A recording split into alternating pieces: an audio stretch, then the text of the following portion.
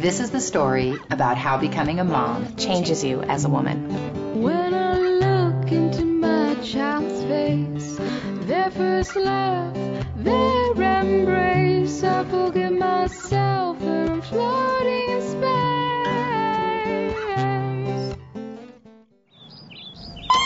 Hey, good morning, Mom. The sun is shining. Your kids are whining. It's time to get up.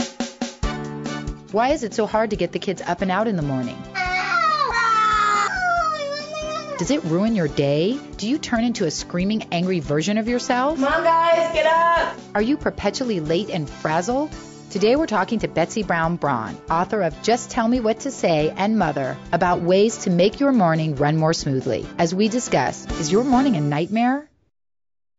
My family is late again. School started 5 minutes ago, and we're 15 minutes from school. I just can't seem to get it together. We get in trouble if we're late for school. We have one time we came in early, and I was like, victory! But clearly, everybody else is there on time with their child. Morning happens after night. And what has night been? Night has been separation. I call the nighttime a drought because your child has gone a whole maybe 10, 12 hours without you. Sometimes the best way to reconnect with a child, with a mommy for the child, is to act out. You know, attention is attention, whether it's positive or negative attention. Well, my kids are still coming in my bed, so that's no excuse for me. Yeah. I can't get rid of them. The other thing you have to remember is that each of us has a baby self and a mature self. Our baby self is when you let everything hang out and you kind of fall apart. And there's certain things that cue into our baby self. One of them would be seeing our mommies.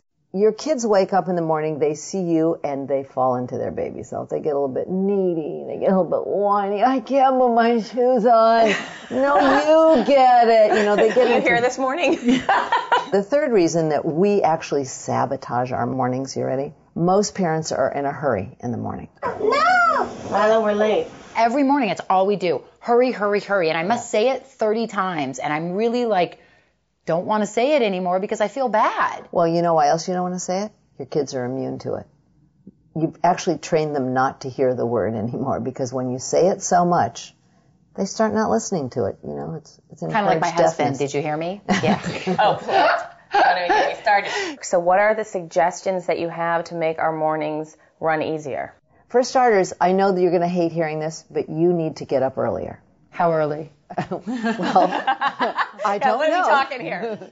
You have to get yourself into a frame of mind where you're going to be available to your kids because you know they're going to need you, right? Build in some time with your child in the morning, maybe in your bed, maybe in his bed. I call that time schnuggy time.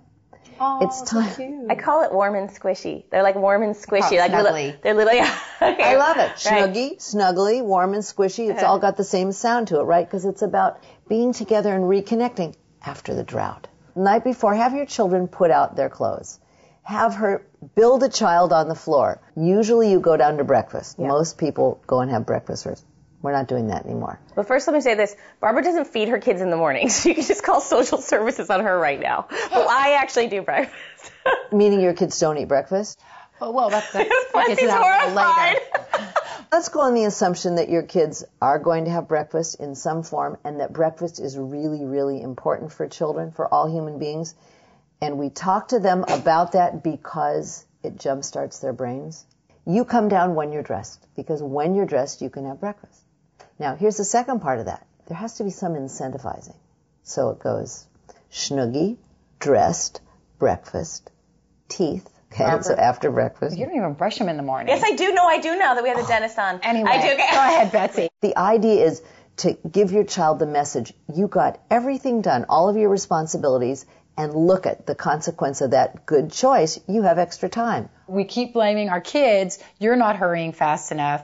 And what you're really saying is, we need to wake up a little earlier. We need to be a little more organized. We need to make sure the bag is packed right. So I think that's something that we are definitely going to have to aspire to. I got a lot of work to do. With a little prior planning, you may find that your day starts off much more peaceful. So lay out those clothes, set that alarm, get up a little earlier, and let the ease of the morning start your whole day off with joy. Mommy, I'm ready for school! Already? Oh my gosh. Okay, let me get my tea. Remember, we're all in this together. We want to know what's going on in your mom life. So come visit our community at jenandbarb.com. She likes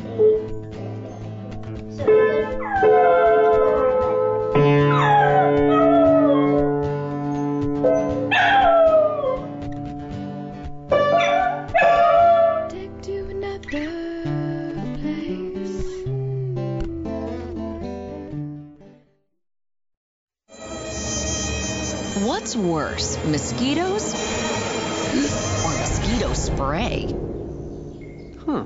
Introducing Off Clip-On Repellent. Lab tests show this new sprayless repellent really repels.